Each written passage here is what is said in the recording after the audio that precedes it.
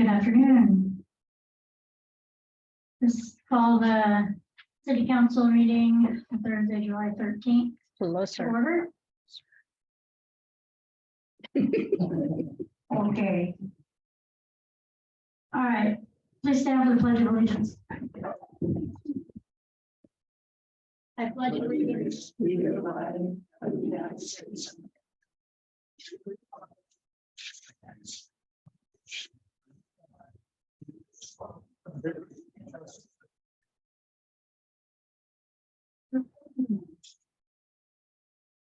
All right, roll call of councilors. Councilor Hearn. I am here. Councilor Smith. Here. Councilor Wood. Here. Councilor Rear. Present. Present. Councilor Miller. And Councilor Klein. Sure. All right. Okay, so because there was a question about this, I'm gonna just read this briefly. It's time for public comments, but the public comment period is an essential part of the local government meetings. Each person has 3 minutes to speak. And that is pretty much standard throughout the state and can also be found on League of Oregon Cities and et cetera. But our governing body takes the input into consideration. However, in observance of Oregon open meeting laws, this isn't the time for dialogue, but rather a time for us to listen to you. Our city administrator are taking notes of action if needed. Okay, so we may not answer you or whatever, but if there's something or if we need to check into it, we will check into it and you can be put on the agenda for the next meeting. So, is there any public comments? After all that. Scared. Okay. All right, consent agenda. Routine items. We have June 15th, regular city council and workshop meeting minutes, June expense payroll reports, monthly update reports from library and planning. Make a motion that we accept the consent agenda as written down. A second motion. Okay, motion's been made by Councilor Hearn, second by Councilor Ritter. Is there any discussion? Nope. All right. Hang on 1 second here because I just lost it. All right, all in favor? Aye. Aye. All opposed? Yeah. Motion passes. Okay. Next up, we have Shirley Bunnell of Lakeside Riders. Well, I didn't need to stick us in comment. Right. All right. Hey, you got 2.5 minutes now. I hang this up just so you guys have to date. Shirley Bunnell, Lakeside Riders. You gotta get into the mic like we do. Be one with the mic. Shirley Bunnell, Lakeside Riders and Lakeside City resident. Proud Lakeside resident and volunteer. And I was coming tonight again after all these visits to repeat my speech, maybe in different ways. I want everyone to take a moment and pretend you're a visitor from out of the area. You traveled here to experience all that Lakeside has to offer. You check into your Airbnb on a Friday night, you unload your kayaks, fishing gear, and your side-by-side. Being the responsible rider that you are, you go to the city website and you try to find ATV information. You might be able to find the old route map and old rules. So next you go click on the document tab and try to search for ATV there, but no luck. You only find the ballot measure. If you've attended every meeting for 3 years like me, you might know to look under the meeting packet from April 23 to find the unsigned draft of the new ordinance. But being a visitor, you aren't sure. So you drive to Dollar General, that's near your Airbnb, and you ask the clerk there. Then you drive to the airport parking lot and take a look at that covered bulletin board you saw on your way into town, hoping for some info, only to come up empty-handed again. So I'm here again tonight to plead for the route signs, for the kiosk signage, and route maps that were approved by council over 2 years ago. Not only is there inadequate signage on the original route, there's been zero attempt at signage for the newest addition to the route. The signage at 8th Street and Park Avenue was put up by the city with flimsy zip ties and has been gone for quite some time. There's none at the four-way stop indicating which way is the actual route. Our Tuesday work session with the county commissioners and state parks, I think that we can all agree that signage is necessary, essential and vital. But we still have zero signage at the kiosk, no rules, no sign saying it's ATV staging, just the laminated paper route that it hung up there. And here are the dates that we've discussed this. It was voted on and approved by council in June of 2021. Discussed in September 21, December 21, January 22. I filed a formal citizen complaint in May of 22. Discussed again at the council meeting, June of 22, July of 22, December of 22, February of 23, and again today. There are multiple other times that I've mentioned signage and route maps as public comments or didn't save the paperwork. But can any one of our elected officials tell all of us why it hasn't been done?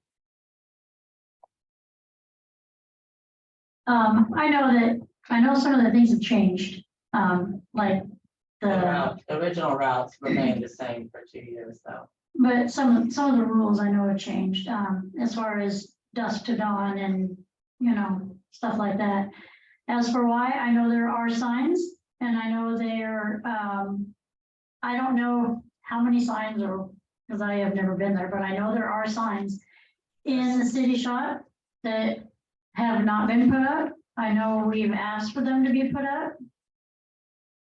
And that's about all Can any one of the elected officials assure us that it's going to be done? Well, like we learned the other day with the county that there is rules and regulations to doing that. And now that we know that the county is responsible for those roads, we can get. For their roads, they have great signage on their roads already. And they've already assigned this sign plan and it's been included with their sign permit. Okay. well, Back in 2021.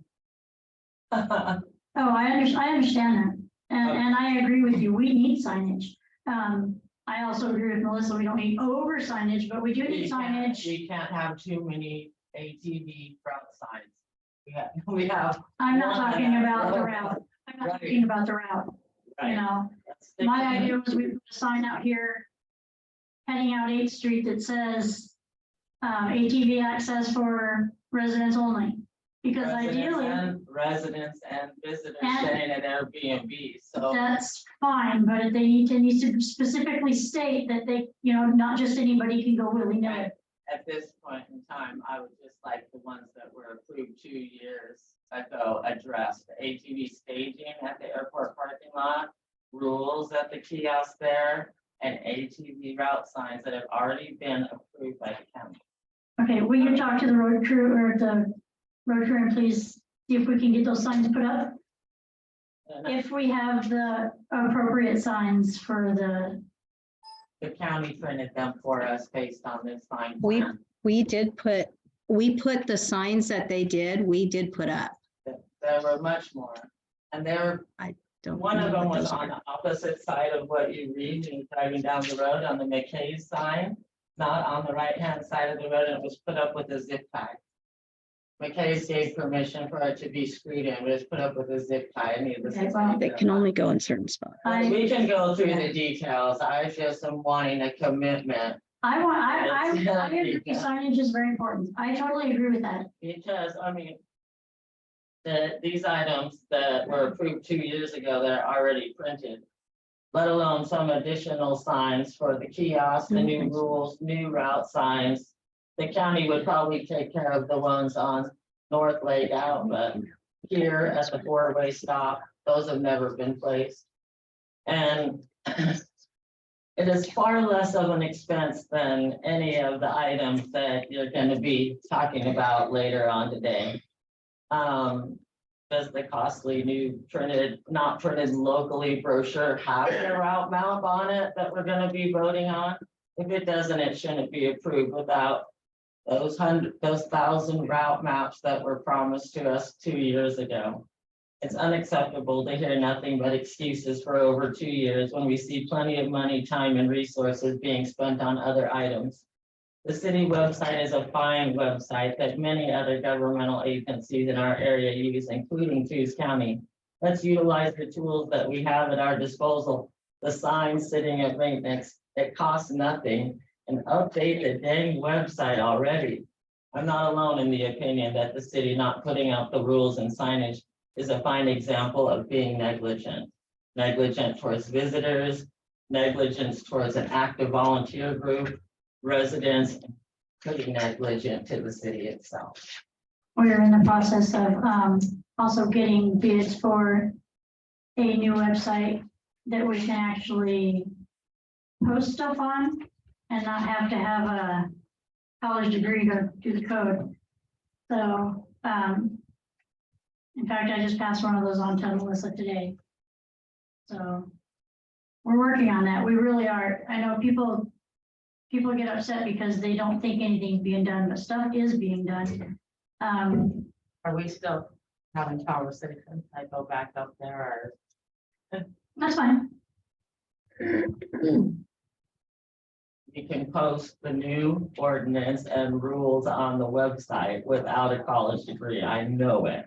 I can post them on there and I can share them on Facebook and I can do all that.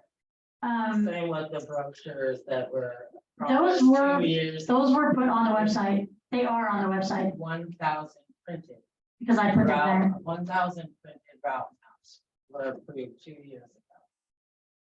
Okay, And so these are things that really, I can't keep coming here and wasting your time, all the people that come to this meeting and my time. I mean, I could be out there spreading the word face to face exactly. about I agree with you. it, as opposed to coming here that many times, please. I agree with you. I can tell you now that the budget's done, I know we have just a little bit more time to devote to things. But when there's, and I'm not gonna make excuses. It needs to be done and we'll do what we can to get it done. Thank you. All right. Discussion regarding landscaping maintenance for fiscal year 23-24 at Wolfie Beach. Kyle then.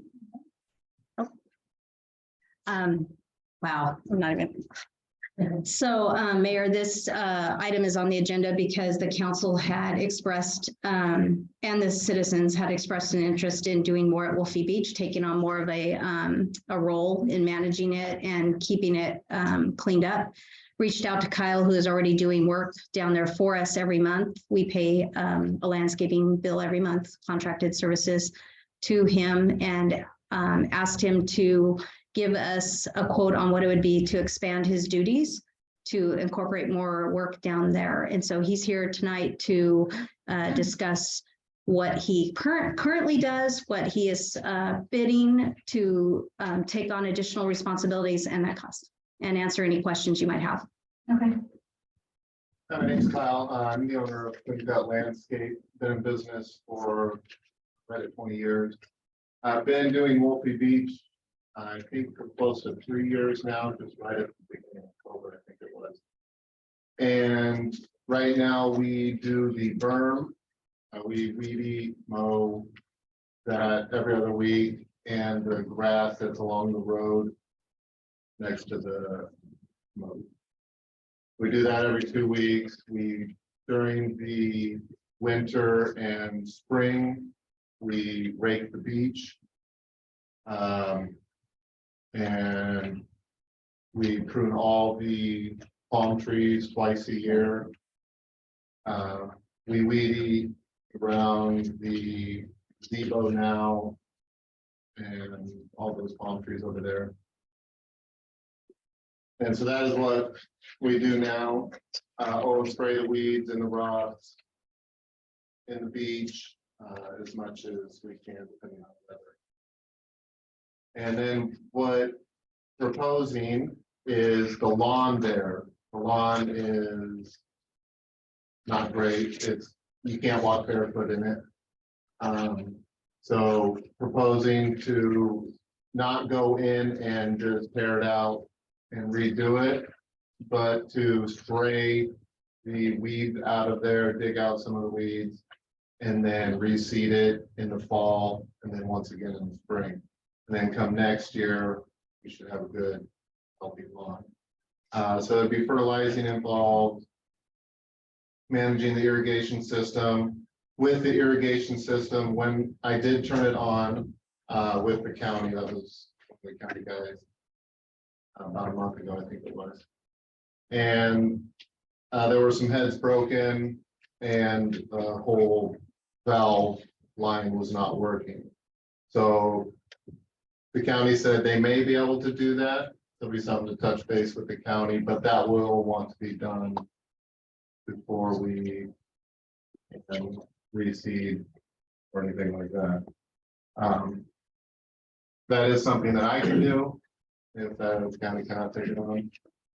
So. And then with the fertilizer, yeah, by next spring, we should have a good healthy lawn for upcoming festivals and stuff. That would be a one-time thing and then just mowing after that. Yeah, and then the mowing would be included in that, so we would I think take over that. these square feet. Let's see, it's probably 100 by 150. You mentioned you are mowing and weed eating already. Is that a separate area than the one? Yeah. Okay. Yeah, so there's the road where the food trucks sit, they have their pedestals there and everything. So I mow on the outside of that road. So the lawn is on the inside and where all the picnic tables are, the fire pits and stuff. So we would now take that over so that the city or the county doesn't have to do it on a more regular basis. So the county was taking care of that area before. Right. Not very well, Something to take care of it. Yes. maybe. Yeah, I did see some comments about that, and I was curious as well as you might be able to explain it so that people can understand why the county is not maintaining that. Like, I mean, it's county part. I have no idea. Okay, perfect. That's all I needed to know. I will say our relationship with Craig, who's a county parks, Craig Storm, who's county parks rec director, is better. And he is taking and doing more for us. When we asked for the sand, obviously he brought it down. Right. And when I asked for more sand, he brought more sand down. So I think there is a partnership. They are trying, but I think they're in the same boat. I think their resources are stretched, and it may maybe talk out of turn, but it's probably not their priority. Right. Okay, thank you. No, when we first started, the Wolfensteins were involved, Yeah. and they were making donations. Are the Wolfenstein still donating? No, and the Wolfenstein's donation was basically paying his bill of what he does. So we now are able to take on and pay him. They're not paying anymore. And this expansion comes, I think it's $225 extra a month. So if you would like him to do that, that's up to you and with a vote. Should we talk to the county first and see what they're willing to do and see if they'll fix the sprinkler system before? It would not make much sense to make it all pretty and then tear the sprinkler system. I think either way, the sprinkler system has to be fixed. And yes, I wrote a note. I'll reach out to Craig and see if they're going to fix that. I'm sure they will. And I can get that. Yeah.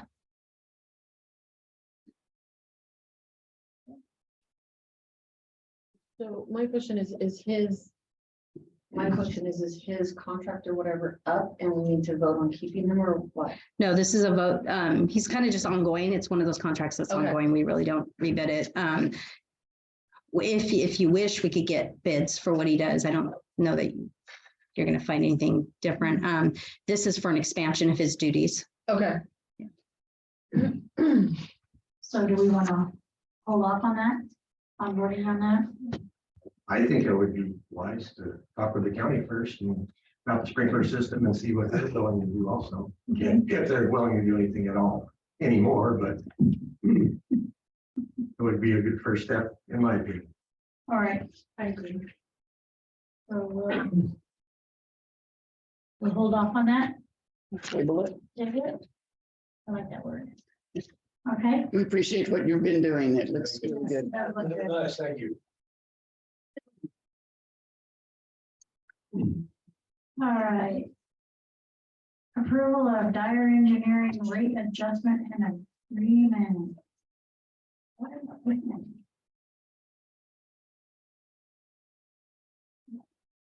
Evening, council, Aaron Stevens, the Dyer Partnership. We entered into a contract in April of 2022 with the city for the leak closure upgrades. In that contract, it's a 4-year contract. It's in there, there's provisions necessary to go through annual rate increases. And in the packet, Melissa is a rate increase to adjust our rates to 2023 rates. Right now, those rates went through December, we realized it's July, so we anticipate that they will see more than a year. I'm more than happy to answer questions about the rate increase or wastewater plant progress. It does not affect the overall budget of the plant. So the cost estimate we give for engineering fees anticipated rate increases throughout the duration of the contract. So if there's any questions on that, I'd be glad to answer those for you. I'm new to the council, so I was wondering if maybe you could say how the progress is going on the wastewater treatment. Project is going quite well, so we're probably at the 30% design, maybe a little bit farther on the civil. So if we're with wastewater plant, there's main structure, the concrete structure. So Dyer's laid out all the structures on the sites. There's a pump station, there's 3 pump stations, concrete structure, new equipment building. All the buildings and the footprints from an aerial perspective have been picked and selected. And we're at the point now, as engineers, we've just entered into subcontracts with a structural engineering firm out of Portland, Oregon, called BLK Engineers. We've worked with them for, I believe, 25 years. They're a great firm, so we were happy to have them take on that aspect of the project. We built probably 12 or 13 plants with them over the years. They're very good.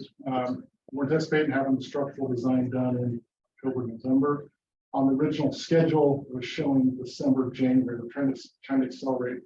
And part of the acceleration is we're at the point now where we just finished contracts for the selection of the membrane equipment, which was Kubota as a few months ago. We just now got through the contracts. We've been working with Kubota, so we picked the main primary equipment provider for the wastewater plant up front, so that we design around it. We can patient accelerate and schedule without having to worry on bid day who the equipment manufacturer is. Well, since we now know who the equipment manufacturer is, we're going fast. We can get final design done, so we get the whole project out faster. Well, I don't want to overpromise and say we're going to be done early, but we're certainly trending towards finishing early. In addition to the structural engineering, right after structural gets done, we will start electrical engineering. And the electrical engineering contracts are being executed. I believe they're executed this week. And the good news is the Kubota membrane price was on target, on budget. No issues there.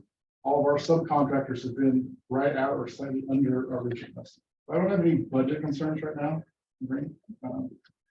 Working with Rick, we've had several meetings with Kubota. Things are going very smoothly there. I don't want to overpromise. There's a long ways to go. But right now, things are looking very promising. Thank you. Awesome.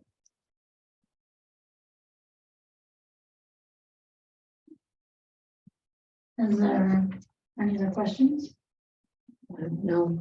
I've answered them all. Okay, Thank you very much. so I just- I need a motion. I need a motion to accept that. Mhm. Okay. Well, we accept the contract rate increase with their. I second. Motion's been made by Counselor Pointer and second by Counselor Smith. Any discussion? No. All in favor? Aye. All opposed? Motion passes.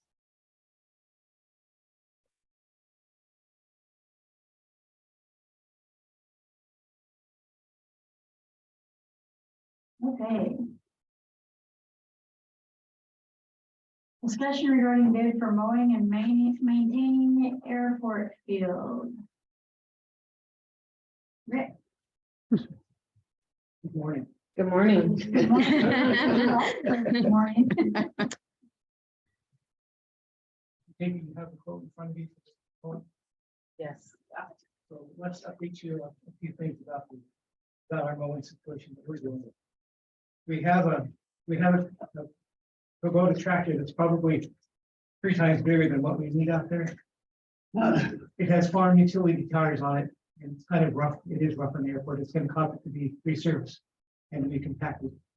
I tried to get quotes for you tonight for prices for turf tires. Would be a little more on it. Kubota does not make one, and I've tried several tire stores. They've been looking, but they can't find turf tires that we can actually put on a unit to use it. The other thing about the bid is manpower issues. Right now, we use our operators to cut the grass. And it's kind of a very expensive proposition. We have paid certified operators mowing grass.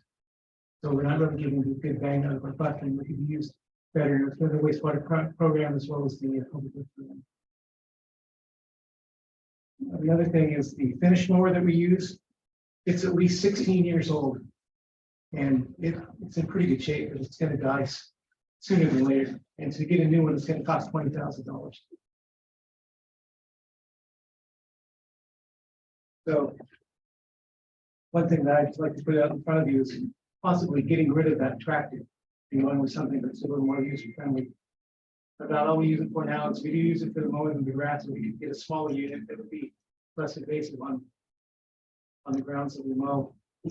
And also, we do use it a little bit for the front end loader with the forks. But the guys are kind of afraid to use it because it's so big. You cannot see the bucket in front of you when you're working on that unit because it's so big. It wasn't really meant to use it for the utility.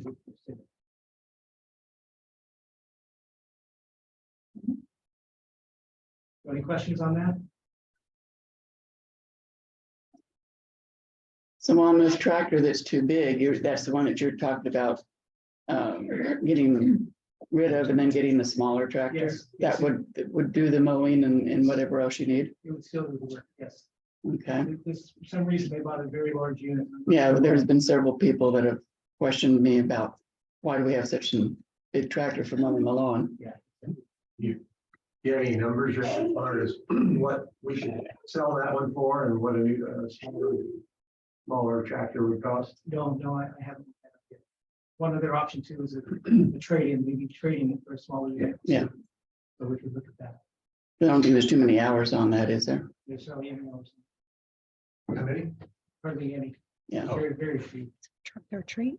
Yeah, we took it to trunk or treat and it was a big hit there. I have a question about this bid. Are you able to answer the questions about the bid? We'll try, May 1st to September 30th, it's a weekly mowing. yes. I personally think that that's too much. I mean, like, what about a bi-weekly? Could it be a little bit less if we did a bi-weekly mowing? Because We put the wastewater plant out there, the nutrient level in the grass growing is massive. So we do need to cut it every week in order for it to be acceptable for the airplanes. okay. And that quote is variable. So depending on the weather, if we have an early winter, obviously he wouldn't be out there. And so, or if we quit. So it may not be that much. That's just the cost of that would be from there to there, but it probably would, it's variable.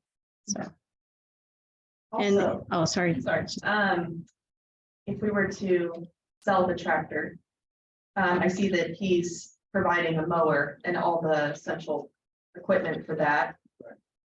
Would it be an option to not buy a new tractor and just pay this guy to do it? No, we need the tractor for other uses. Okay.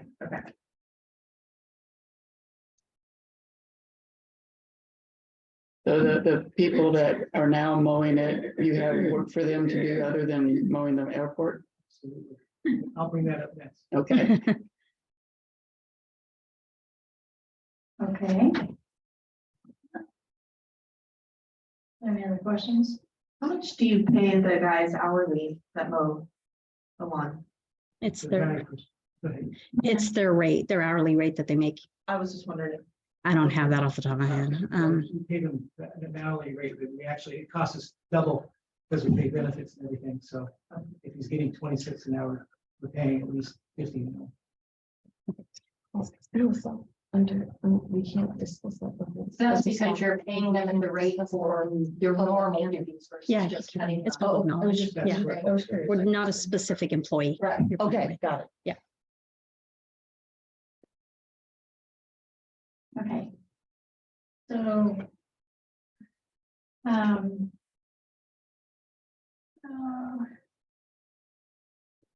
How long does it take to mow that thing? Normally, average, Day and a half. day and a half, yeah. That's 12 hours. Yes, roughly 12 hours. 12 man hour. Yeah. Wow. That's a lot of mowing. Big airport It is, yes, very big. of just grass. It's a big airport of just grass. Yeah. I will say the bid is from a pilot who is very much interested in our airport, does a lot. He was out at the workday, brought his own equipment, his own chipper, did a lot of extra work after the workday was over. Not that this makes a difference, but he does volunteer his time and he does care about Lakeside and the airport. He also has a contract for another airport that he mows and takes care of. So this isn't like a new thing for him. He actually does this for a living. So Would there be another company to bid on this? I could ask, I could try to find one. But yeah, I personally haven't found one. In looking, I haven't found one to do the same work and have the same credentials to be able to go to airport. It's just not anybody that can just go out and cut grass. You have to have airport experience and know how to handle that situation. Calling in and doing all that. Okay. Because Yeah, it's you brought gotta up to plan. me that there's sprinklers out there and they don't want the guy, dropping the sprinkler heads off. That's correct. So he knows all about that and where there are. yeah. Okay. So can I get a motion? And this money is included in the budget. It's part of the airport budget. I make a motion that we accept Peerless Properties quote service for mowing the airport. Second. Motion's been made by Councilor Hearn, second by Councilor Ritter to accept the bid for the Moyne Airport. Any discussion? Is there? So you will start immediately trying to get rid of the big tractor and get a smaller tractor. Yes, yeah, we'll start it on that. I think what we'll do is those options that Rick talked about, we'll bring them and we'll put them in some kind of format and we'll bring back to the council and discuss. Yeah, I think that would be great. Okay. No, we did not. Are we going to before we get that information you were talking about? Well, this is just on the bid. right? Yeah, this is just on the bid to mow. I mean, this is a bid to mow, so the guys aren't mowing it with the tractor. The big one. And when they figure out what they're gonna do with the tractor or. That'll be a what different- options are, they'll bring it to us. Okay, yeah, okay, sorry. I was adding up the numbers for the cost of the mowing with our crew versus this quote, and this actually comes in quite a bit cheaper. Because they don't show it anywhere, but we probably spend up to $2,000 in fuel, the way fuel prices are going. Yeah. Yeah. And just man hours, it's over 500 times, $500 every time you mow it, so that's not counting the fuel. Or the damage to the airport. Yeah. We do get complaints about it. Okay, all in favor? Aye. Opposed? Motion passed. Thanks, Rick. There's a couple small Oh. topics I want to just strictly. Sure. First of all, you may have seen the letter that we're doing step system cleaning. Everybody familiar with what step systems are and the stag systems are? I am not. All right, step systems are basically a home septic tank with a pump in it. And then the stag system is the same system without a pump, which feeds gravity. The P stands for pumping, and T stands for gravity. We have about 166, I can't remember the number off the top of my head. We have at least 160 of them in our system. They haven't had any maintenance. Some of them I'm looking back for at least 10 years. They should be maintenance every 5 years. So we're going to start the project, we budgeted the money, we go ahead and start doing those. It costs about anywhere from $600 to $1,000 to do one system. So we'll do as many as we can with the money that we have budgeted for it. But I don't know if you saw the letter or not, but we did get that out there to let people know. And we're going to start with Hilltop. Do as many as we can on Hilltop, and then move over to Council Hill and pick up as many as we can. You know, they for some reason they dropped that program years ago and started back up. Okay, great. The other item that we have is we have 2 donut plants at the treatment plant. Have you ever been to the wastewater plant? Well, we'll invite you down for lunch. Yeah. We call them donuts. There's 2 plants. Running in family. There's one film plant here and one over here. One has been down for several months now. We're just now getting parts to put it back together. It's been very difficult to get 4 to 5-year-old parts to repair it. So some of them had to be manufactured again. But anyway, so we're moving forward on that. All right, that's great. That's really good news. That's all I have. You want to talk about the last training that some of the guys got? Flagger training We just did flagger training and and, CPR first aid. yep, and then they also got what's coming up. Fight space. Yep. And lockout tagout. Yep, and these are all trainings that our guys should have had that we are now catching up on, so. Hard bio should have. Yeah. So we're moving forward. Awesome. Excellent. Thank you. Thank you.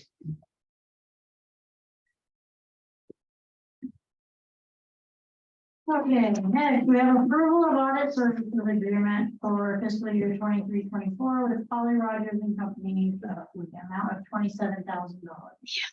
So Mayor and Council, this is a quote from an auditor. Our audit, for those who don't know, our auditor for many years, Laura Fisher, is retiring. And her firm has stated they are no longer going to do audits. It's becoming well known in the industry that audits do not pay. And so a lot of firms are dropping them. I think in the last week or two on my city manager's listserv, I've had 4 or 5 cities out there asking for who does audits, that their auditors are dropping also, and they're trying to find auditors. My understanding is this company is not taking on clients, but our accountant is friends with one of their employees and begged them to quote us. Yes, it is more, but I assume that our other auditor would have been more next year also. So we are, as you know, required to have this audit. And so here we are. What did we pay for the last audit? I think it was 23,000. Oh, And so from what you're saying is there's a dearth of auditors available for us to get any other bids. yes. They're not out. They're not out there. Yeah, they're not out there. And there is one part in your packet, one section that we're redoing. If you'll notice, the next thing on the agenda is the accountant's contract. And that's because she's going to add a portion of the audit that she can do for cheaper than the auditor. So we're going to take that part out and let her do that. So that's why you have that contract in front of you also. So is this for a 3-year contract then? Is that why you have the 3 years? No, I think that's just they're showing you what it's going to be if we stay with them for 3 years. Oh, I see. So it goes up about 1,200. Yeah, which I assume is going to happen. Do we have a specific line item in the budget for that? Yes, we do. Absolutely. I'd like to say that I personally tried calling different audit companies because I was curious about this number and they were like, be lucky that that's what you got someone. So just to put a note on that, that was the overall, or if you can find an auditor too, so. So is there any guarantee that they will do this year after year, or we just? Yeah, I think once we have them, they'll stick with us as long as you keep Stephanie happy.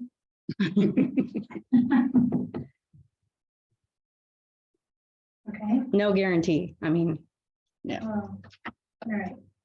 Nothing's guaranteed. All right, so if this sounds like something that we want to do, well, not like we have a lot of choice. It's something we have.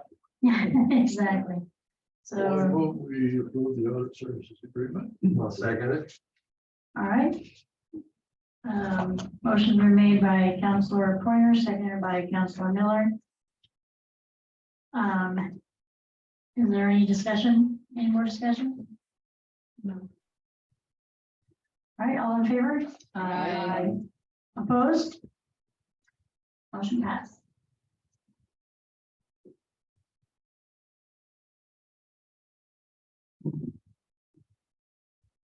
And that brings us to the approval, wait. Let's see. What happened? Approval of revised engagement contract with Stephanie Stroud, which is our CPA for fiscal year 23-24.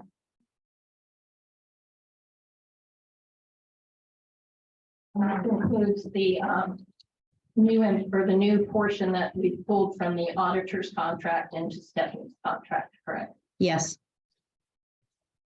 How much was that? Do you know? 5,000 off the top of my head. I think the auditor was going to be higher than that, and Stephanie's going no more than 5,000, 5 or 6. Yes. All right. Well, it's another thing that we absolutely have to have, so. I make a motion that we accept Stephanie Stroud's new contract.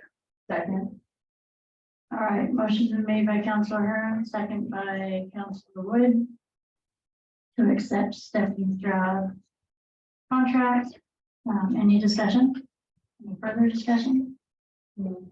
All in favor? Aye. Opposed? Passes.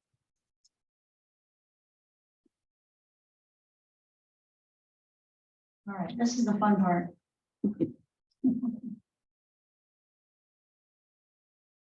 Okay. Are you ready? All right, resolution 2023-10. A resolution of the city of Lakeside supporting a property tax ballot initiative for the benefit of our community. I know the town is pretty much split on this. But considering our income, it's not looking real positive for the next few years. I know there's been a lot of talk about people wanting to unincorporate. I got news for you, that's way more than you have any idea. To unincorporate would result in things going back to the county. They could sell all the property that we own, and then people are talking about reincorporating. It's not that easy, because if the county decides to sell everything, we have nothing.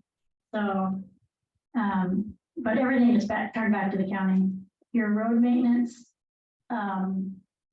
everything. And it's just, I really don't want to see Lakeside go away. Do you have? I know. I think I've been pretty clear. The budget's been presented. The numbers, you can argue about spending. You can have those discussions. The issue is the revenue stream coming in. It's not meeting the needs of the city. There's just no way the city's keeping up, and it won't in the future. You're eating into your rollover, your budget rollover every year. And I guess the simplest terms, and I say this to everybody, is your revenue stream into the general fund is $170,000. Your materials and services only, not your employment wages, not your capital outlay, just your materials and services to run the city out of the general fund is $164,000. That's where you're at. Then you have to tack on employment and your capital outlay. Granted, we do not run those line items to the max. We obviously don't want to do that, but still things are going up every year. You just approved an audit that you have to have as a city. There's just no getting around it. You're not making it. And so the city has to decide what you want to do. And this resolution is your decision. There's still more discussion to come. There's still more work to be done. If the city disincorporated, it's a lot of legal. It's very expensive. Your assets turn over to the county. You are probably looking at and a lot of these are hypothetical because you don't know for sure, but you're looking at either the county taking over the sewer, which I don't think they would do. It would more likely, again, please don't on Facebook say I said this as a direct, like gonna happen. You're looking likely like a sewer district's tax. They're going to put a tax in place because they have to have a tax to operate. So just like the water district, the fire district, you're going to have a tax. You're looking at possibly having the sheriffs do a levy for a tax because they're looking at doing that kind of a thing. And so there's a tax that you're going to have. I mean, I don't think you're going to get out of being taxed. Now, may it be less? Yeah, it might be less. I'm not going to lie. I don't know what that's going to equal. I do know that the cost of lights, the cost of roads, they're looking at, there's all kinds of user fees you can put on utility payments now or, on your costs. Things are being challenged in court daily. So on these kind of things when cities do these. So it's time for the city to decide, do you want to be a city? Do you want to have autonomy? The resolution before you is basically saying you are going to put a measure on the ballot and let the citizens decide. Basically what it is in simple layman's terms is we have a certain income now that unless we get a property tax to get another revenue stream, that's our income. But like everybody else has done in their personal life, expenses are going up. Lights are going up, utilities are going up, employee salaries are everything's going up except our income. Correct. Right. And so for the city and for the city council to not try and do something to maintain the health and the livelihood and the life of this city, simply because somebody doesn't want to have a little bit more tax of this sort on their bill makes absolutely no sense. And that is your opinion. Yeah, yes, it is. I fail to understand why there is such a group that is so against it, and they don't want Lakeside to survive. And the reality is, we don't get another income stream, Lakeside won't survive. Right, and I will say there is some comments on the chat. One had to do with asking for public comment on the agenda items. The other is the tax rate proposal is the $6 per thousand. If you look at all the cities surrounding us, they're all over that amount, except for Bandon. And I can explain that if somebody wants me to. I have before in the past. And then the other one is, why was the general fund split into 3 funds? And I don't know, I'm not quite sure what that means. So. What? It was split into 3 funds? That's what it says. Why was the general fund split into 3 funds? And I don't know what that means. So maybe they can get a hold of me at City Hall and I'll talk to them about that. I know Yeah. people have been saying that, well, we've been doing Lakeside all these years on grants and wishes and stuff like that. It's not easy to get grants anymore. More and more people are applying for them. Plus you have to have matching funds on a lot of these grants. And so we cannot depend upon that income to support Lakeside. Coos Bay City has a 6.4% tax. Coquille City has 6.1. Myrtle Point has 7, almost 8% tax. North Bend City is 6.1, Powers is 7.4% taxes. So at the amount that we're asking is 6.0 tax, we are one of the smallest taxes that we would have. And that would, in your estimation and everything, be sufficient to supply Lakeside with the funds to do the infrastructure that has been ignored all these years and support police and that there. I have to say it's 0.06%. It's a huge Yeah. difference than 6%. Thank you very much. Yeah, I just have the 6 point. It says 6. 0.06. Yes, $6 per thousand. right. Thank you very much for that. It's 0.6.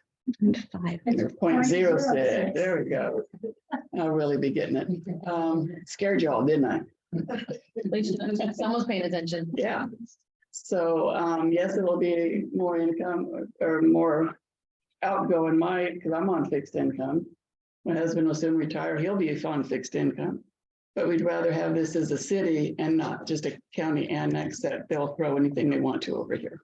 You know, people don't realize what they lose if we let the city go.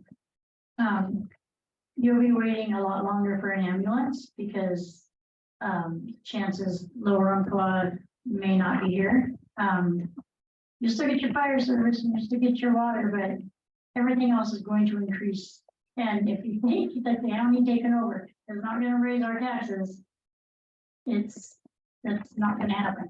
They are definitely going to raise taxes because now they have to take care of us. And we know how they take care of the roads. But I'm on a fixed income. This is a volunteer position for me. And my husband's on a fixed income. We're both on Social Security. And it'll be devastating, but at least we will have a city that we can be proud of, where we could possibly have law enforcement and have things that we need and not just be constantly going in the hole. This guy here, we're pretty years. Really, I just love working. I'll tell you, you guys are really impressed me in mine. Thank you. Because I know it takes money to run it. When we first started, it's really Lakeside, was the superintendent, who was a Virginian, and had a sawmill, we got money extra people. And we got money donated, Bill Neely and Vern Stevens. We owe those guys so much. We got a treatment plant put in. Those guys put it all there. And we got Bohemia, we donated money for it. And it started doing it. It really impressed me the way that you guys are handling it. Like, it takes money to run the city. It does. If you don't keep it up before you make the money to run the city, and you start going downhill, before you get back up. You guys have done a wonderful job with it. I'll tell you, it's really impressive to me because we were trying to get it running from the beginning. Boy, I mean, it was really hard. Tom probably knows some of that. You know, it was really hard for us to get the money we needed and all that. And Bohemia Incorporated donated thousands of dollars to do starting on the treatment plant and stuff. Couldn't believe it. And I talked to the managers, because I was a superintendent of the building. I talked to the manager. Lawyers making problems working for them. I mean, no one's making. Only go get money. And you guys have really used it well. They were thinking it be smooth. Be your man on the city. Thank you, Oracle. They really do. Yes, thank you very much. Nowadays it would take millions, not thousands, but it would take millions. I But know what you like to know. I appreciate it. Hold on. Oh, easy. Have a city. Where you go to the city, right? thank you very Thank much. you very much. You're welcome. Mayor, there's been some questions I'm answering, Okay. so we should probably get those on the record. So the first one was the general fund split into 3 funds, and that was clarified, Fund 5 and Fund 4. Fund 5, as you are aware, is the tourism fund, which we split. The reason we split that was because when I came into the city, the general fund had a tourism line, but all the funds were going in there. And there was no differentiation between the 70% that goes into tourism and the 30% that goes into general funds. So there was no accounting for how much of your tourism tax you were spending.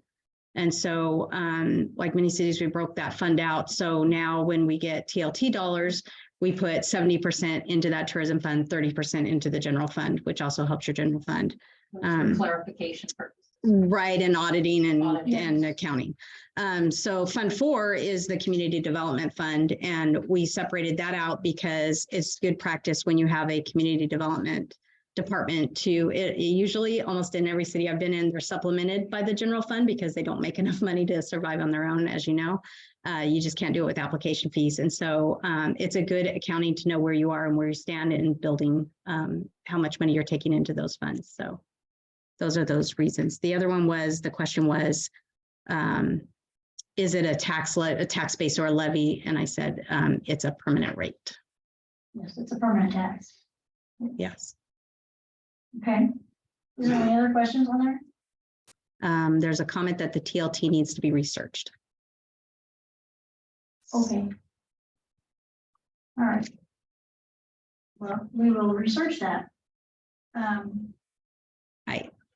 Transparency here, I'll tell you that it probably has to do with, I think we're grandfathered in some of that, but when we raised it, the new funds, when you raised your TLT tax to the 7 or the 7.5, way before my time, you went into that 70-30 split.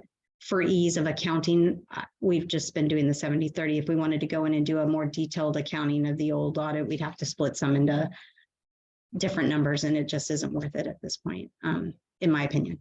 So that's what we've been doing, is just the 70-30 state split. Okay. All right. Now, do we need to read this? Does this have to be read?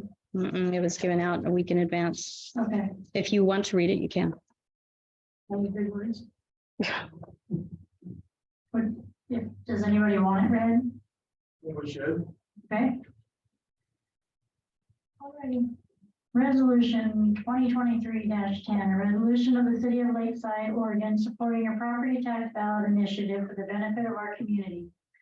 Whereas the City of Lakeside, located in the state of Oregon, is committed to the prosperity and well-being of its residents, and whereas Article 11, Section 11, 3CA of the Oregon Constitution authorizes a city to establish a tax base, and whereas the establishment of a tax base will allow the city to qualify for state shared revenue under ORS 221.770. And whereas the city recognizes the importance of maintaining and improving public services, infrastructure, and amenities that contribute to the overall quality of life within our community. And whereas the city acknowledges the significance of funding these essential services through various means, including property taxes, to ensure sustainable growth and development. And whereas a property tax ballot initiative has been proposed, which seeks to address the needs of our city, enhance its potential, and ensure a secure foundation for future generations. And whereas the city has conducted an analysis of the proposed property tax ballot initiative, considering its potential impact, feasibility, and alignment with the city's long-term goals. And whereas based on this analysis, the city has determined that the property tax ballot initiative is required to meet the existing and growing demands faced by our community. Now, therefore, be it resolved, the City Council of the City of Lakeside, Oregon, as follows. Section 1, the City of Lakeside hereby endorses and supports the property tax ballot initiative and urges its residents to carefully consider the proposal, recognizing the positive impact it can have on the community's continued growth and vitality. Section 2, the City Council encourages all eligible voters within the City of Lakeside to exercise their democratic right and participate in the upcoming property tax ballot initiative, ensuring their voices are heard and their choice shape the future of our community. Section 3, the city council pledges to provide clear and transparent information regarding the property tax ballot initiative, equipping residents with the necessary knowledge to make informed decisions, fostering an environment of open dialogue. Section 6, this resolution shall take effect immediately upon its adoption by the city council of the city of Lakeside, Oregon, and shall remain in effect until amended, repealed, or superseded. And adopted by the city council of the city of Lakeside, Oregon, this 13th day of July, 2020. Very good. Good job. That's a big word. Okay, And a lot of words. yeah. I'll make a motion to adopt resolution 2023-10, I second. supporting the property tax ballot initiative. I second. All right, so, motion's been made by Councilor Miller and seconded by Councilor Ritter. Is there any discussion? Yes, sir. Yes, there is. And I have quite a bit to say about this. Okay, When I moved to Lakeside, I didn't know that we didn't have a property tax, but I did find that out, and it seemed like a very strange thing. We really need one, and I'm all for it. However, in the 1990s, Measure 50 was passed by the Oregon voters, and that makes it illegal to change your property tax rates. And this, I attended the 2019 League of Oregon Cities Conference, took a seminar there, asked the people about this. And that is what they told me, that they would get a change in the Oregon Constitution to allow us to vote on a tax base. And the only workaround to that was a one-time ability to have a property tax election. And they said, they just volunteered this to me, that that was done here in the year 2000. I don't know the details of that. So that option. The LOC in their handout, those that attended the training in the casino and on their website says exactly the same thing. Constitutional amendment to allow the city to vote on this. And then I emailed Harlan Stewart, who's finance and taxation and exemption analyst for the property tax division of the Oregon Department of Revenue, and asked him if there was any way we could get around that. And he says, unfortunately, I can only give you the same answer you have received previously. Section 11, Article 11 of the Oregon Constitution, Measure 50, 1997, imposes a permanent rate limitation on the rate of ad valorem property taxes a local government may impose. I do understand the hardship this places on your city. However, there is no mechanism to increase this permanent rate without a change in the Oregon Constitution. So it sounds like a non-starter, and I would like for all of you to look these things up and confirm what I said or not confirm what I said, whatever we do. But I think we're proceeding down a fantasy that's we really can't do. I mean, I certainly would support a property tax if there's any way to do it. I would like our city manager to explain how this could be possible, because we've had this conversation several times. So that's where I'm at. And of course, I'm not going to vote for the resolution at this time. Yes, so I contacted the state. LOC gives out that flat Measure 50 answer.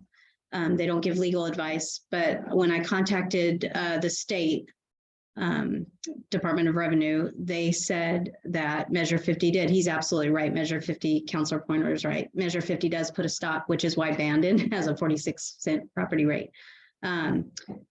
However, we never had a permanent rate. We didn't have zero. We didn't vote on zero. We had no rate, such like the city of Millersburg, who just did a permanent property tax rate in 2000. There's a difference between zero and no. And so what we have is no rate. And when you have no rate, that is not a zero, and you can get a permanent rate, just like Millersburg. So when I contacted the state, they said, yes. I contacted LOC. Yes. I contacted our assessor's office and they said, yes. And there was one other agency, and I don't have all, but I have the emails as a record. And so in my mind, that is a yes from everybody that we were told to get a yes from. So, but you're right, it did stop the property taxes at Let's the, talk about Millersburg. You Yeah. told us that we cut, the mayor contacted Millersburg. And they said, you told us. It's absolutely true. 13 cities that got caught in this in the 97 amendment to the Constitution. And you had told us that several of them have been able to overcome that. That's not. So. make I your just mind know up, about Look Millersburg. it up, just, research it yourself. See what you think. But it seems good, and it doesn't say anything about permanent, about zero rate as opposed to no rate. It just says you cannot change it, whatever it may be. So. There you are. it's like you all look like a golfing term. I Dennis. have nothing more to add. I mean, it's a vote. Okay, well, I would like, I think we need to. Is there any way possible that we might be able to get a police officer in Lakeside? not without a property tax, Or, not without a property tax. well, I've got several houses. I'm getting mine getting it. Yeah, I understand that. That's what we're discussing right now is whether we have the ability to get a property tax or not. So, but I think it's gonna take a little bit more research. I don't know what more research I could do, to be honest. I wouldn't have brought this to you if I didn't feel comfortable enough. Our city attorney said that he's had previous conversations with previous city managers and tried to get him to do it. Like I said, I went to every authority and agency that I was told to go to and got emails confirming that we are able to do a property tax. The only person I reached out to was Millersburg because they did get a permanent rate in 2000. I've talked to their attorney. I've talked to their city manager. I don't know what more research you want me to do. No. Well, Thank you, guys. All that effort. The city is improving. Keep improving. And one thing that really does bother me, I told several people on 8th Street here that I was there to, they go down that speedway there at 50 and 60 miles an hour and 20 miles long, and I don't know how it's gone. If somebody's gonna get killed on 8th Street if we don't do something, I don't have any idea what to do, but I want you guys to know that I've never seen all the years I've been on Lakeside. The way you just been doing. Property that thing, and we've got several homes and stuff. I don't mind it at all, because I know where it's going. I want to thank all of you. I personally would, is there any way we can see the emails that you Yeah. corresponded Yeah, with? we've Yep. asked that before, and not been showing them, so would like to see them. yeah, I can do that. I thought I sent him to you at one time, but I can do that. Absolutely. Okay, This is something that previous city managers have struggled with, or can't understand how we couldn't have a tax base. I mean, it's a strange thing. Most cities do, and it's the normal state. And it's just, and it seems odd, but that is what I'm being told by the state. Whatever the state's telling you, that's, So to clarify what you said, that the city has never said or put in a resolution or anything that says Lakeside has a zero tax base. It would have had to be voted that we were collecting zero property taxes, like the voter said, zero tax. We are not doing a property tax, says zero. We never voted on a property tax. There's no tax at all. And so that's how Millersburg and how we're allowed to do a property tax. We have no tax as opposed to zero tax. That's the defining word. And that's where I think in the past, people have hung up because they've asked the question wrong, or they've said, we have a zero tax. And you're going to get that answer about the Measure 50, because if you have a zero tax, you can't get a property tax. He's right. Measure 50 stopped everybody from being able to do anything different. But if you have no tax, you can get a permanent rate. I'm very, very, very skeptical of that, but research it, people. See what you think. But didn't our city manager just tell us she did? Well, she told us that. Damn it, I'm just not believing her, I gotta say, because it's just everybody else, like from the state and Hello, she was telling me something. Well, I really can't imagine that she would lie. No, but it's like I said, it's a hard thing to understand. I would like to see those emails. Yeah. Okay, I'll put them together. all right. Okay, so, Back to a vote. Well, if we're gonna wait for some more information, we. no, we can't vote. We need No. to, we just need to I table need it to- till we, Need to withdraw the motion then to adopt. probably, yes, I would say. What's that? Are we tabling the vote or are we withdrawing the motion? Because I think we can table the vote until that information comes to us. Yes. Okay, so we'll table the vote till that information gets forwarded to us. And please make sure that it gets to everybody. Yep. Do your own research. All right, yes, I am. And I will. And I just to put this out there, you have to be to Counselor Pointer's point. You have to be specific in how you ask it, because if you just say Lakeside has 0 property tax, you're going to get that standard answer about that measure. That's what you're getting back. And that's the standard answer they're going to give you. You have to ask the question and ask the right people. And so I will give you all those emails. The one that says it looks positive, you get to go out for a property tax. Congratulations or whatever. So I will send you all those from all the different people. And but if you are going to do your own research, that's fine. Just make sure you're asking consistently the right question, because you are going to get that blanket measure 50 answer. There's a big difference between 0 tax And no tax. Yes. There's certainly a difference in the statement. But when the state says there's no way you can change the law. That. But we don't have a 0 property. Okay, all right, so we will look into that. I encourage each of you to please do your research on that and see what we can come up with.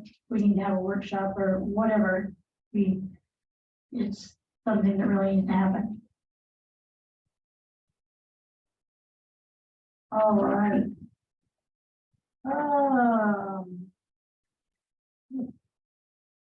So that brings us to agenda item 13, Which I think we want to pull and wait. just want to wait on that? Yeah. All right. So we'll scratch that one. Okay, discussion regarding the purchase of city maps and brochures. Yeah, the council had shown interest in our new logo and branding of having these professionally done brochures and maps of the city, tourism driven. I had gotten that together, a quote for you. However, I'm asking to withdraw that tonight because it looks like, per Ian Caldwell with the Department of State Parks, it looks like there may be some grant money available to help pay for these. And so I'm waiting on information from him. And if there's money to help pay for these, that will cut our costs. So obviously I want to pull this until I have that information. Now, since he's doing this, or talking about this, is it possible to have that route map? It was already going to be part of the brochure. Okay, Yeah. I just want to make sure Yeah. that it's in there because. And there was going to be other ATV information about requirements and some safety stuff already in the brochure also. So, yeah. Oh, I got people like raising their hands. No, thumbs up. Oh, sorry. I had a few bits of information on this. I would love to share if that's appropriate. So, Sure. We'll go to podium. okay, Yeah, absolutely. Yeah, go up there so people on Zoom can hear you.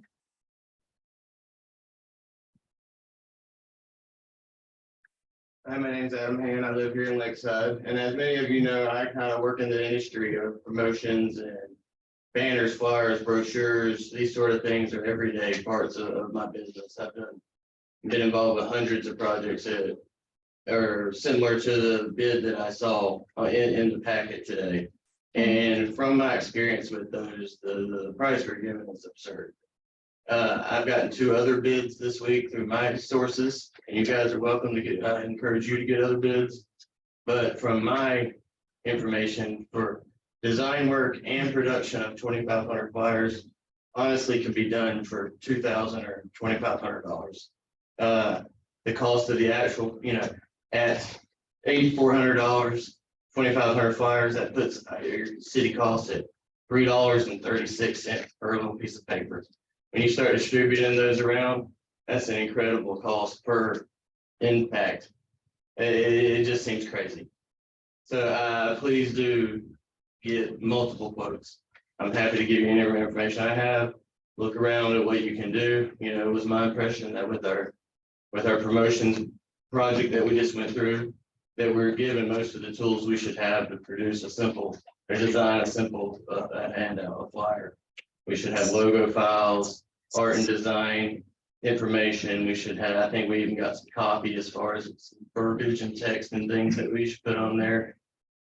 It just really is an absorbent amount of money when you know what the cost of the actual piece of paper is, and then what has actually been charged for design and other things. And in this, it's about 90% design and 5 weeks of someone's time or something to produce something that a professional graphic designer with the information that we received from our pack in that project and all should be able to put that together in a matter of days. Yeah, it's really, I encourage you to look at a different option than what we have in reference. Thanks, Adam. All right, thank you. Yeah, I was gonna say on this, regardless of how much it costs for the product and the design, I did do the math of, it was like three something a flyer, and those, Yeah. most of them are gonna get thrown away eventually. Keep in mind, these aren't flyers. These are actually brochures that you put in like the visitor centers, the glossy colored colored Yeah. pictures.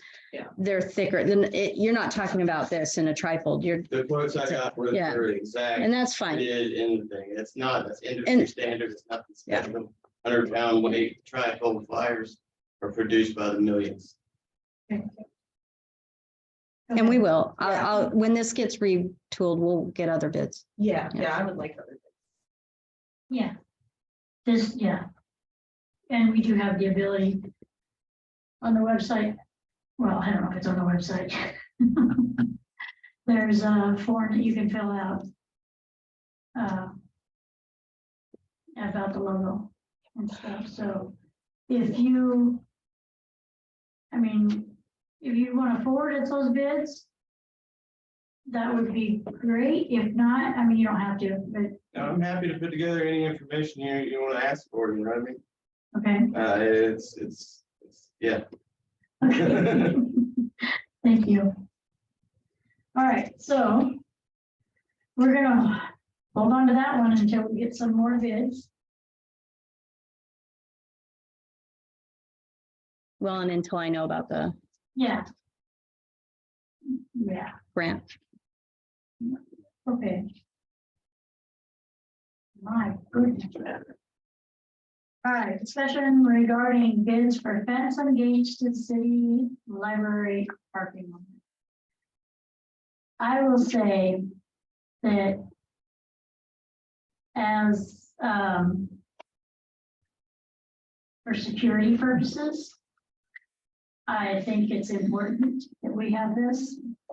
I don't know, I haven't really looked, I was just looking over the bid, but we had an incident not very long ago where we have homeless living out here. We had them trespass. And they were trespassed again. And they were cited because they were trespassed before. And before the sheriff got out of town, they were right back in the parking lot. They don't care if they pay that citation. So, but there's kids playing in a park. And these people are sitting out here doing who knows what. They had a vicious dog that did actually attack one of our firefighters. And the dog was not on a leash. It chased somebody out of the garden, the community garden. Melissa had gone out there and told them to put the dog on the road and keep it on the road. They did not. It attacked the fire department. It went after the deputy. By the time the deputy got there, it was on the road, but was surprised the dog survived. So, but you know, in addition to this, one thing that we need to consider is seriously cutting off the Wi-Fi at Yeah. 5 o'clock. Mayor, Because if I, that's what they're doing. yeah, Mayor, if I can, it goes further than that. They're actually dumpster diving and throwing trash out. So every morning we have to pick up trash. That takes staff time. One of the issues, so it's several pronged. Obviously, this isn't a quick fix. One of the issue is at some point, the gates were taken off the park. So it's 24 hour access to the park, the little park playground area, call it the park, the playground area. I don't know that that was such a good idea. I know people say, well, we want to go after work or we want to have access, but so one of the ideas is we put the gates back on and we lock them up at night. You know, yeah, maybe you don't get to play in there after 5. I know that's a thing. So that's a consideration for the council to weigh. The other thing is they're breaking glass in that sand, and now there's sand or glass in the sand where the kids play barefoot. There's no easy fix. There's no easy, solution. So several things. Do we put the gates back on the playground, block the playground off so the kids can't have access as often or as long as they want? Do we put gates up in front of the library and close it up at night so that cars can't get back there, park and create issues? There's dogs, there's people, there's, other things going on there. We cut the Wi-Fi. We have started to do that already. It's your decision. I mean, it's a call. The kids, you can still park on the street. You'll walk right in. You can get to the playground. If we lock it, it's going to be locked at night when we go home because there's nobody left to lock it, or, and it'll be open in the morning. But, and then what do we do about weekends? Staff has to come out and unlock it and lock it. So, Is it possible to put a walk-through gate to where, it doesn't keep. you mean to the playground? Yeah, well, through whatever you're gonna. There is a walkthrough. You can walk right in. It's just going to stop cars. Okay. You still can walk right through. Yeah, And it's not going to stop. I think the idea is to stop them from camping in the parking lot. back right. there. I think it's more loitering and Mostly that they're just camping, right? Yeah, and it's not so bad as they're camping. It's more that what they're doing while they're camping. It's becoming a nuisance to staff and staff time and cleanup and there's some vandalism and, the trash. And so, we have a car that's been parked there. If you'll notice the black car, I don't know whose it is. I'm on the record. I don't know whose it is, but it's kind of using it as a parking lot. We're not bothered by it, but I think it more has to do with the activities taking place. When you have adults going back into the playground, doing things that adults should not even be in the playground, it's causing problems. It's not easy to get glass out of sand. So. And the gate won't really stop them from adults going into the playground. Unless we lock it. But then you stop kids from going in there too at the same time, so. yeah, and it doesn't get dark till 9 o'clock and so. They Right. can still use the playground even if this gate was locked. Oh, yeah, yeah, there'll be a walkway. Walk from Park Yeah, Avenue. yeah, absolutely. Absolutely. They just won't be able to drive. To keep cars from coming in the parking lot, instead of just doing a big old chain link fence around it, can we just have a swing arm gate going? It is into the 2 parking lot? gates to close up the Yeah, parking can we lot. just have a gate to keep cars from parking in there overnight? You can, except if you walk the sidewalk, there's almost like a de facto driveway there. And so we have to have a gate go across that. Otherwise cars will just drive through there. So we need the chain link across there.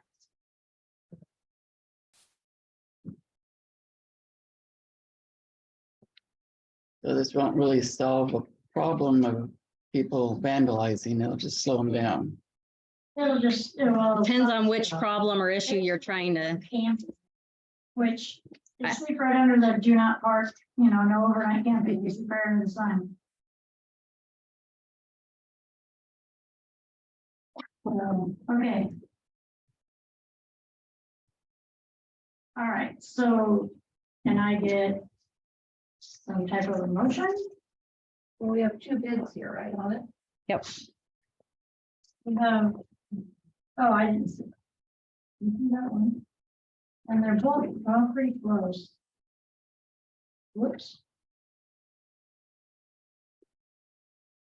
Oh, that's totally different. Can I say something? Sure. I've seen people come and dump their garbage at like 9 and 10 o'clock in the morning out there. Yep. Yep. I saw a truck with a trailer attached to it, and the lady had all the windows open. She was sitting in the trailer on the Wi-Fi. Oh, yeah. I know there's just no respect here.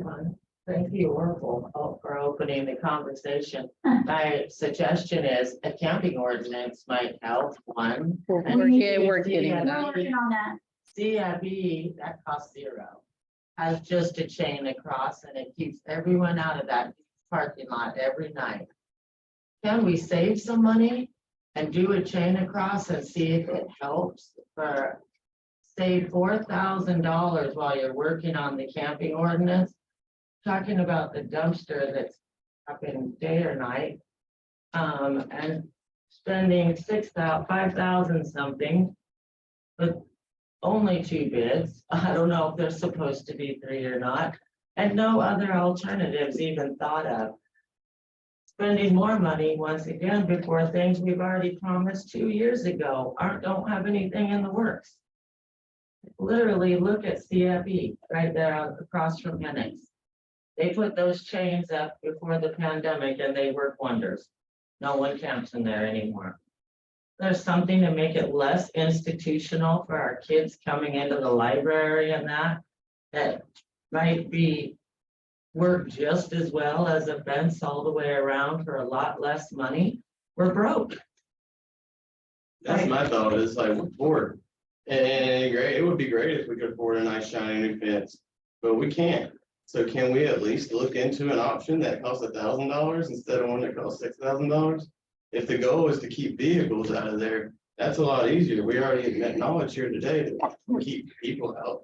They can, there's all kind of access into the park by foot. If we can keep just those vehicles from coming in there. They use the same bolt cutters they used to get in our yard that they used to. Well, when they cut it, it's a lot cheaper to replace a cable or a chain. I think that that's a very viable option to try first before spending $5,000. I agree.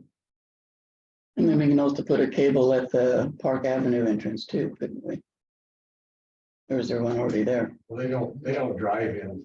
Well, yet. Yeah, Not till they realize they can. Yeah. yeah. Stringing a lot of cable around town if you want to keep that out everywhere. Yeah, but if I'm not sure what that would cost, but it's worth looking into. I think it's a great suggestion. I really do. My concern is just the vandalism, and I just don't want people in there when the kids are out there playing in the park and they're doing their stuff in their van, and you can tell by what's laying on the ground what they're doing. Maybe Yeah, we I- can do a camera and a chain for less money.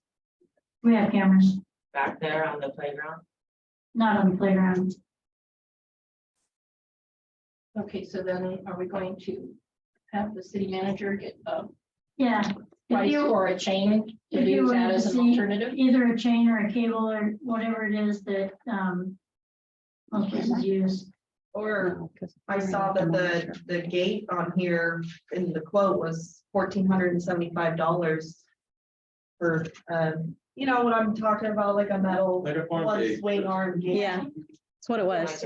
Yeah, The problem is you're not solving the problem with cars going back, because the whole reason for the chain link was there's that de facto driveway that's part of the sidewalk that you can drive up into the parking lot. And so if we don't chain that off, they're going to drive up through there because it's a driveway. It's an entrance. So if And they, so that was the reason, that was the thought process. If we're going to have gates, that we do the chain link across. There was also some talk about kids throw their bicycle down. There'd be, a little bit of security for kids stuff, that playground, but that was the whole reason to have the chain link and the walkway through the chain link and then go to the gates. So if you want to do a chain, you could put a chain across the driveway, but they're still going to drive up unless you do a really long chain to go I across. think we just need to. Or put a flower box. I was going to put a flower box there, but yeah, yeah.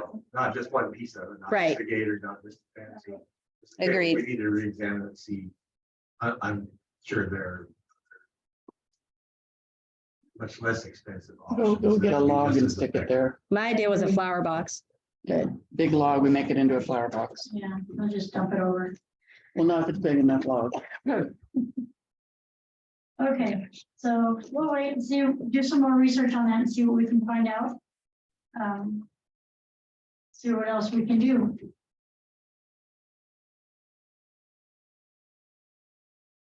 All right. One might be a bit more.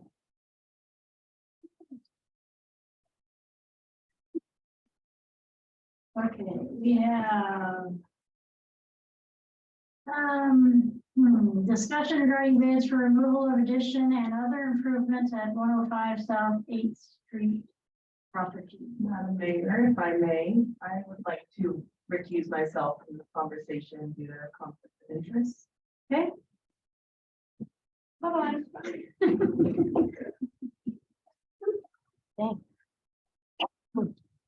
Okay, Dying.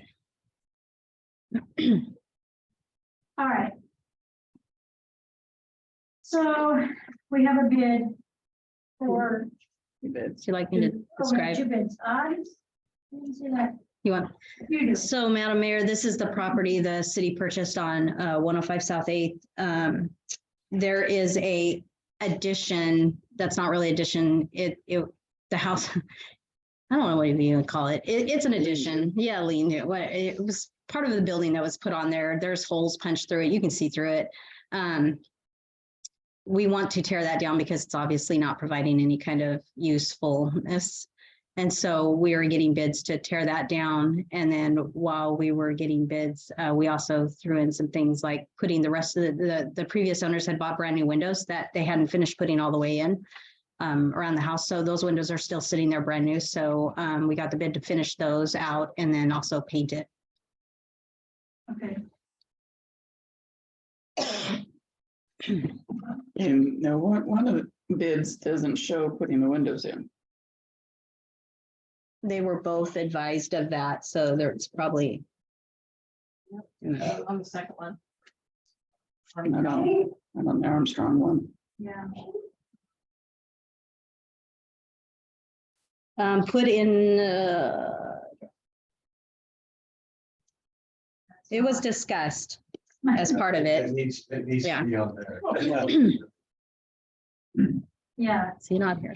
Oh, he's here. and he's not here. He's here. No, right there. He is, right there. We did talk about that, right? Yeah. Yeah. Windows. Yeah. Exercising.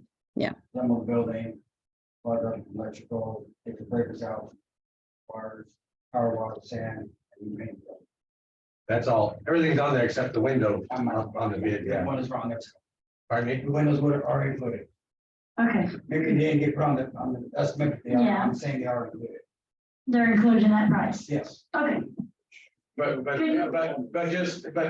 just for transparency and everything, it needs to be on the bid. I understand that. If you could. If I'll you, revise it. if you make a council for ease, if you want to go with that bid, and that's your preferred bid, you can make your motion with the windows and negotiation being put in there for that price. And then that would be up to him to say no or yes, whether he wanted to do it. okay, that makes sense. All right, so there's about $1,220 difference. Okay, so maybe I'll have time to look over. So if there is any dry rot or in the siding or fascia board or anything like that, then this bid would not be as hold it. No, it just means that we If would, any dry rot on he'll site, come back to us and for additional costs and tell us. Right, it's Okay. not included in there, okay. All right. So can I get A motion, I make a motion that we accept M. Armstrong Construction for the improvement of the property at 108. What is it? 105, 108? 105. I don't remember. North 8th, With the windows. with the windows included, At the $7,000 price. correct, at the $7,000 price. Second. all right, motion made by Councilor Hearn, second by Councilor Pointer. To accept the M. Armstrong construction bid with the windows to be added onto the bid for that price of the $7,000. Is there any more discussion?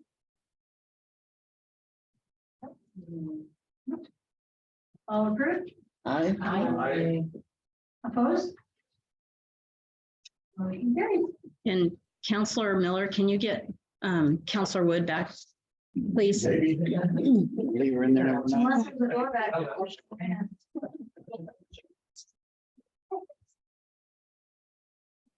Oh, did you not even turn the light on? No, I hear the light. Oh, okay. Yeah. It's dark. Yeah, I like light. Okay. All right. You're closed. Okay, we have some Lakeside District Board committee reports. Airport, So we, last night at about 5:30, I met with the new state director of the Oregon Department of Aviation, something, AOED or something like that. Too many acronyms today. He was out, he looked at our airport, he had his own drone, it was pretty cool, he's taking pictures. Just doing a tour of all the airports. He had some interesting thoughts and we explained our situation. And so I had a good meeting with him, was out there for about an hour. And so that was fun, nice. And we'll probably won't have another airport meeting for a while. okay. Watershed, Councilor Miller. No meeting this month. All right, Water District, Councilor Hearn. The Water District had the swearing in of the elected commissioners. Congratulations to the commissioner at large with his corner there. That's what the chair called them. The Dennis Sargent was reelected as chairman for the water board. All the minutes and bills and correspondence were approved. They had one second month forgiveness. They've had emergency leak testing for Teflon and stuff like that, and we're all good here in Lakeside. There was a question of water availability on Spin Rail Road. They're looking into that. They're waiting for bids for the 6th Street looping to take care of the too much chlorine in the water type of thing. The roofing bids were not put out because it was determined that the roof on the water board building is good for another couple of years. 2nd Street property is needing water, and they've talked to the neighbors and they all said good, so they're going to be looking into supplying some property with water now. Electrical safety was discussed. The water treatment plant is working great with the new computers. The raw water cascade pump was installed as a check valve to relieve the possibility of losing its prime.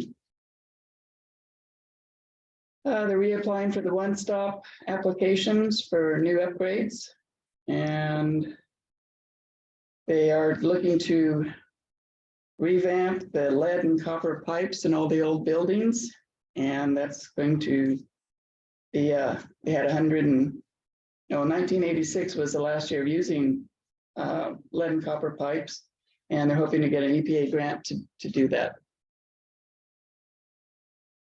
Thank you. All right, 10 Mile Lakes Association, Councilor. There was no physical meeting this month. They had an email meeting as appropriate and wasn't included on the email. They forgot. Oops. All right, Fire District.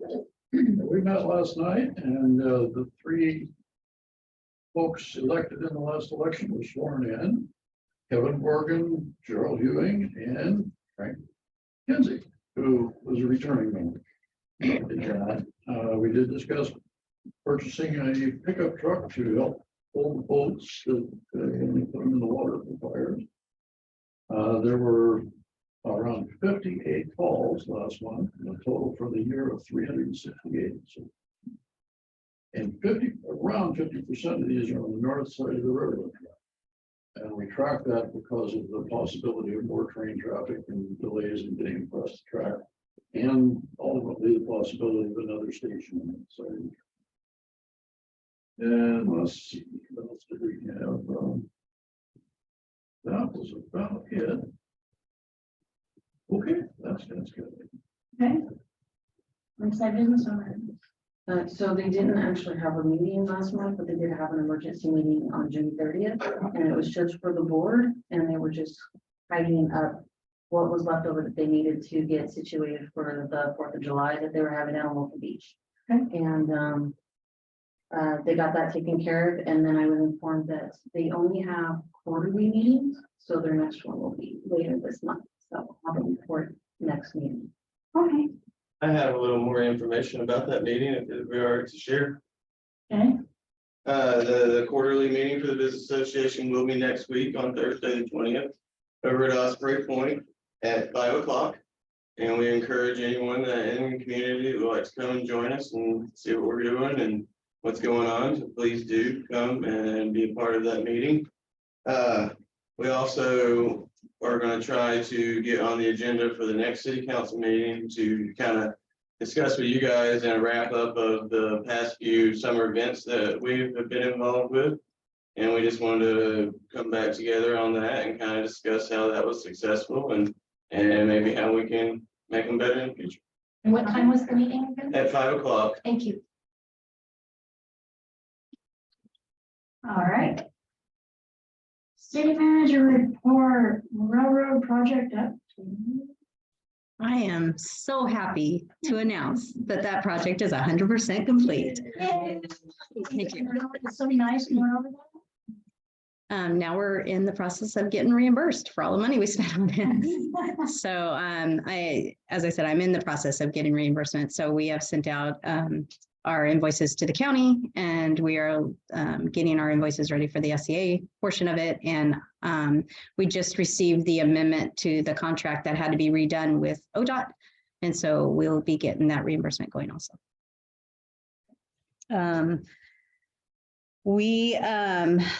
Mayor and I had a discussion, and as you all council know, we need to set a policy for communication when we get emails from citizens or anybody that comes to my email, but also CCs all of the council. It's been confusing on who is supposed to answer or who should answer. And so I'd like that discussion, if we can do it fairly quickly, how that should work, because I really am not in a position that I should be answering those. If they're going to all of you, I assumed you can take care of your own answers, but then at the same time, we probably should be consistent, and we don't need 7 people responding. And I think that whoever is, I mean, not everybody who's CC'd on it, but whoever is the main recipient of the email is the one that should respond. I mean, if it comes to you and they CC everybody else on it, you should respond. If it comes to me, I should respond. Same way with if they were to send Nikki an email and just CC the rest of us on it, Nikki's the one that should respond. got it.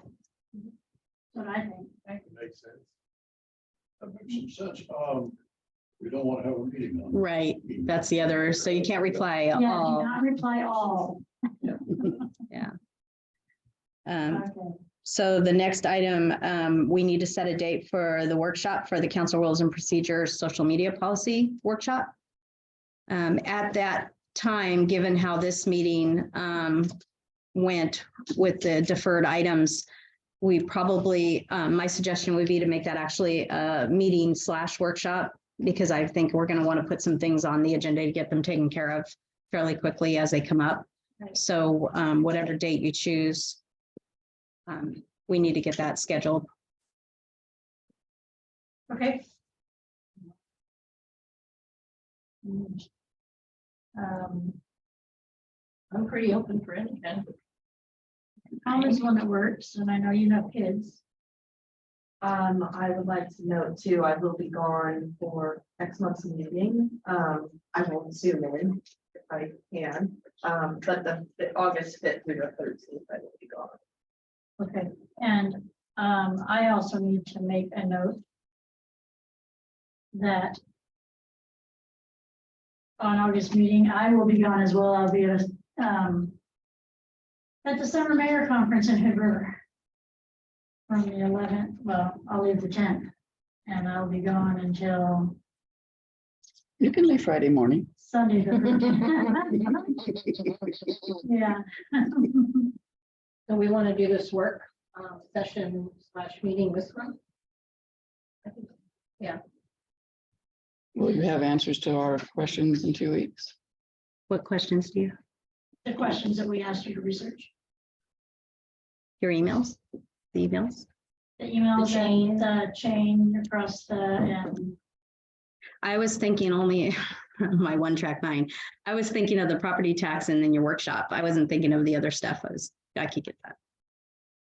what, yeah, I mean, whatever I can find, I can bring to the meeting, but okay, I just, that'd be fine. we're kind of, it's So a then little bit So busy. the 20th is 6th for everybody. Is that a good Need deal? more than 1 week, you need 2 weeks. We have to, well, we don't have to go, so Well, I like to get packets out a week in advance. It's not necessary. We don't have an ordinance on, so we could actually do it the 3 days or the 5 days before. I mean, you could do it. Why not the 20? I will go with whatever you say. Then the 27th. The 27th is fine. 27th? Is that okay for everybody? Yes. What time? Ma'am. Can we start at 5? I'm okay with 5 p.m. We Okay, with you can- guys? 5 p.m. Yeah, we can do 5. Yeah. I can do 5. I also think maybe we should set a date for the workshop for the camping ordinance. Don't know. I'm still gathering. I just got the map tonight. Aaron brought it with him, and then I have to go through and I'm going to print off other types of pictures of the properties that we own, so I can get, I'm still working on gathering information before we do that. So we haven't, it's not on the sideburn. I am still working on that actively. I just don't have all the information ready to go.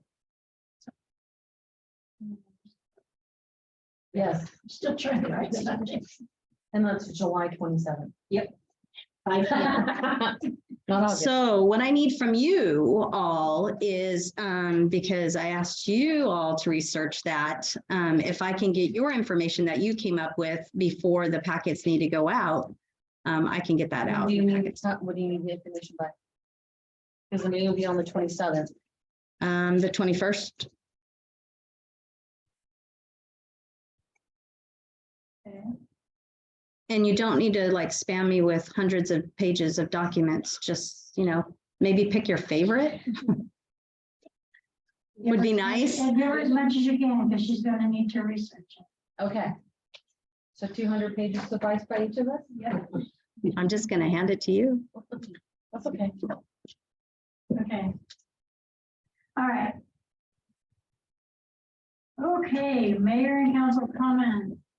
Councilor Hearn, get close to that mic. It's been a very productive meeting.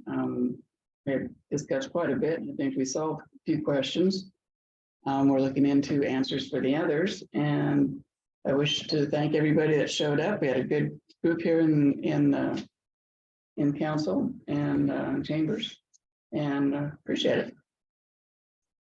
I just want to say thank you for everyone who was on Zoom and everyone who was here in the audience. I do have a question for staff. About signage, when we were at our conference in Coquille with the commissioners, Ian said that grant season's opening up and there's a possibility for him to be able to get grants and funding for us to do signs.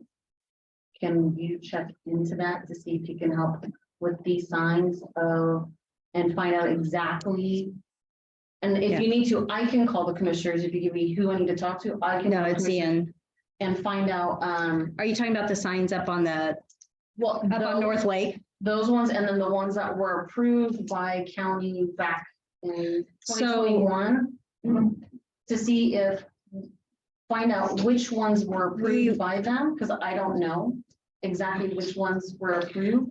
So there's discrepancy with, there's a little bit of, I don't want to get into it. There's a little bit of discrepancy here. So we had the map of where the signs were supposed to go, the ATV signs.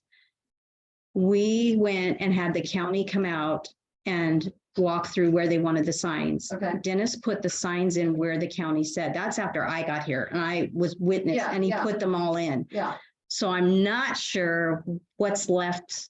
okay. I mean, there may be another wish list, there may be other signs that they're wanted and maybe you feel needed. Okay. I just don't have a real solid idea. And the county put them where they wanted them and they didn't want, there was some places they couldn't go. They had to be moved Yes. to different areas. So there's a little bit of Okay.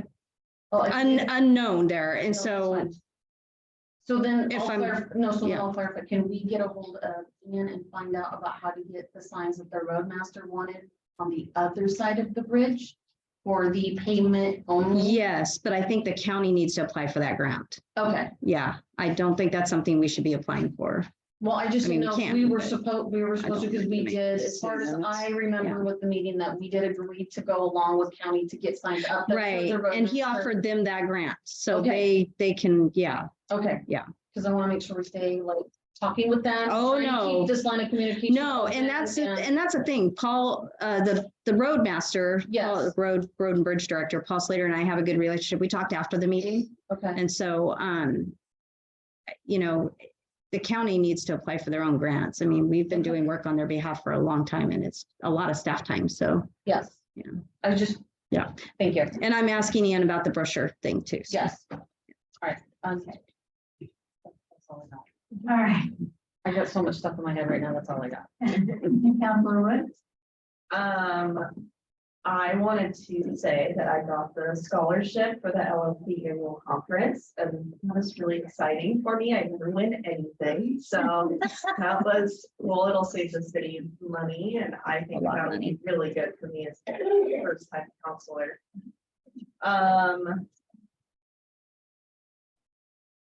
Wow. Yeah, I think I got all my questions answered. I think we did a good job of doing our due diligence tonight, so thank you. Oh, really quick, sorry. I had a meeting with a group of people, and that was really awesome to get to hear the public's opinion. And I always value everyone's input, and I always think that I'm ready with open arms to talk to people, and whatever I can do to get answers that they may not know. I want to help facilitate communication, because Melissa has her hands full, so you know, if there's anything I can help with as far as communication, I would like to do that. So, yeah, thank you. Again, I'd like to thank Melissa for all the work that she does to prepare the council to make decisions for the city. We appreciate everything you do, and we know your job is very, very busy and sometimes not quite as appreciated as it should be. I also got a scholarship for the lineup for the LOC conference, thank you. And again, it's also a way to save money in the city. So we do what we can personally to make it better for the city as well. And again, thank everybody for showing up tonight, and we still want to hear from you, and hopefully that it will continue to better. It may be a slower pace than some people prefer, but we are doing what we can, and not everybody knows what goes on behind the scenes. Just because it may not be discussed here at the meeting with everybody here, does not mean we're not doing something. Thanks. Councilor Miller? Thanks, Aaron and Rick, for coming and updating us on the sewer plan. I'm really excited about that going forward. Because as Rick, we all know that things falling apart down there. It's just a money pit, so we need to really get going. So I'm excited about that. And thanks. Where Orville will go. Isn't Thank you, Orville, for your service. We had a good meeting tonight. We're good direction. All right, my turn. First, I want to thank you guys all for coming, and I'm glad we could hash some stuff out. I personally want to apologize to Shirley. I did not mean to sound condescending at all in any way. I will do what I can with Jackie to make sure that we get what we need and that the signage is taken care of. All right. And I'd like to thank Orly's on the phone, but I really want to thank everybody for their support. We've been through some hard times. There's a lot of rumors and a lot of stuff going on. I did find out that I do have more support than I thought I had, and I really appreciate you guys. I'm still learning. This is a whole new learning curve for me. So, but I'm still learning, and hopefully we can just continue to go forward.